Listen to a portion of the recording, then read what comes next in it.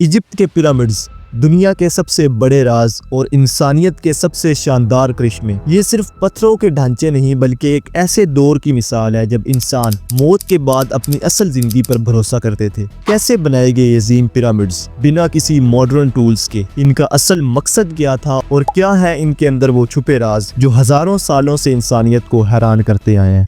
Egypt एक ऐसी जगह है जहां नील नदी हर चीज का मरकज थी। मिस्री लोग अपनी खेती बाड़ी और अपनी जिंदगी का हर हिस्सा यहाँ पर ही गुजारते थे। नील नदी की वजह से ये जमीन सबसे कीमती जगह बन गई थी, जिसे गिफ्ट ऑफ द नील भी कहा जाता है। बट यहाँ एक ऐसे समाज का जन्म हुआ जो अपने राजा यानी फिरौन को अपना खुदा मानते थे। फिरौन को सिर्फ दुनिया का राजा नहीं बल्कि उनके नजरिए के मुताबिक मौत के बाद भी उनको बचाने वाला फिरौन ही माना जाता था। सबसे पहले पिरामिड्स का आइडिया फिरौन द जोसर के दौर में हुआ, जो लगभग 2700 BC में था। इस वक्त फिरौन के लिए मकबरे सिर्फ रेक्टेंगुलर ढांचों की तरह होते थे, लेकिन फिरौन द जोसर ने एक नई चीज का फैसला किया। उनका एक वजीर और आर्किटेक्ट इमहोतब, उस जमाने में वो बहुत बड़ा जीनियस माना जाता था।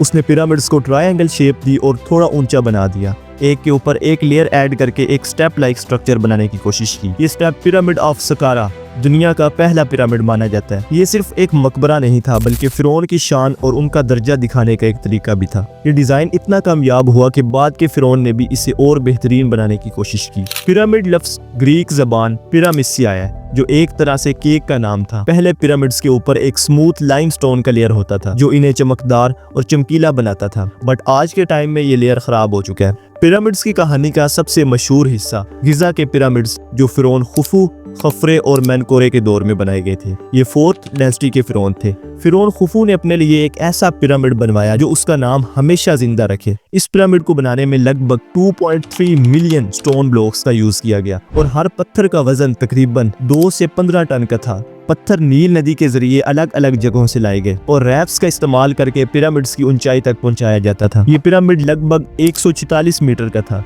और ये उस वक्त दुनिया की सबसे ऊंची इमारत मानी जाती थी। इसका डिजाइन और बेस बिल्कुल एकदम परफेक्ट है, लाइक ईस्ट, वेस्ट, नॉर्थ और साउथ की तरफ परफेक्टली बराबर है। इनकी कंस्ट्रक्शन अभी तक एक बहुत बड़ी मिस्ट्री बनी हुई है। ये सोचना मुश्किल है कि बिना क्रेन्स और मशीन्स के इतने बड़े बड़े पत्थर कैसे उठाए गए थे। कहा जाता है कि लगभग 20,000 से लेकर 30,000 वर्कर्स दिन रात पिरामिड्स बनाने में मशगूल रहते थे और कुछ साइंटिस्ट ये भी मानते हैं कि अगर आज के टाइम पे एक न्यू पिरामिड बनाया जाए तो उसे बनाने में लगभग 20 से 30 साल आसानी से लग जाएंगे। पिछले दिनों मैंने सोशल मीडिया पर एक वीडियो देखी और ये AI जनरेटेड वीडियो है और बेसिकली इसमें दिखाया जा रहा है कि कुछ इस टाइप के लोग थे जिन्होंने पिरामिड बनाए। हकीकत तो ये नहीं है, बट हम इससे आइडिया जरूर लगा सकते हैं। पिरामिड के अंदर एक बुरियल चैम्बर होता था जहां फिरौन की ममीज को रखा जाता था। ये चैम्बर अक्सर पिरामिड के बीच या नीचे होता था। मिस्री लोगों का यकीन था कि मौत के बाद हम अपनी असल जिंदगी यहाँ पर गुजारेंगे, जिसकी वजह से उन्हें माल और बहुत सारा सोना चाहिए होगा। इसलिए पिरामिड के अंदर सोने, गहने और अनमोल चीजें रखी जाती थी। रोजाना की जरूरत की चीजें जैसे बर्तन, कपड़े और खाना भी रखा जाता था। लुटेरों से बचने के लिए पिरामिड्स में गलत दरवाजे और छुपे हुए रास्ते भी बनाए जाते थे। ये रास्ते लुटेरों को कंफ्यूज कर देते और मेन बुरियल चैम्बर तक पहुंचने नहीं देते थे।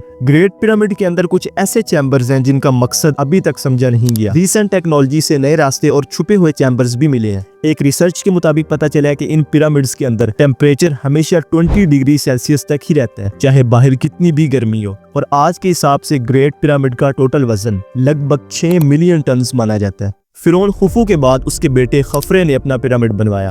खफरे का पिरामिड थोड़ा छोटा था, लेकिन इसके साथ एक और चीज भी बनाई गई जो दुनिया भर में मशहूर है, ग्रेट स्फिंक्स। ग्रेट स्फिंक्स एक शेर के जिस्म और इंसान के चेहरे वाली मूर्ति थी जो 20 मीटर ऊंची और 73 मीटर लंबी है। लोग मानते हैं कि इसका चेहरा फिरौन खफरे का है, लेकिन इसका असल मकसद अब तक एक राज है। खफरे के बाद उसके बेटे मेनकोरे ने अपना पिरामिड बनवाया। वही सेम प्रोसेस और टेक्निक्स अप्लाई करके नया पिरामिड बना दिया। ये पिरामिड साइज में सबसे छोटा है, लेकिन इसके स्ट्रक्चर और क्राफ्ट्समैनशिप को बहुत शानदार माना जाता है। आज पिरामिड सिर्फ मिस्र के नहीं बल्कि पूरी दुनिया की हेरिटेज साइट्स का हिस्सा है। हर साल लाखों टूरिस्ट गिजा के पिरामिड्स देखने जाते हैं। साइंटिस्ट और आर्कियोलॉजिस्ट अभी तक ये समझने की कोशिश कर रहे हैं कि बिना किसी मॉडर्न टूल्स के इतने बड़े काम कैसे हुए। लेकिन एक बात तय है, इजिप्ट के पिरामिड्स इंसानियत के सबसे बड़े कामों में से एक है जो हमेशा जिंदा रहेंगे।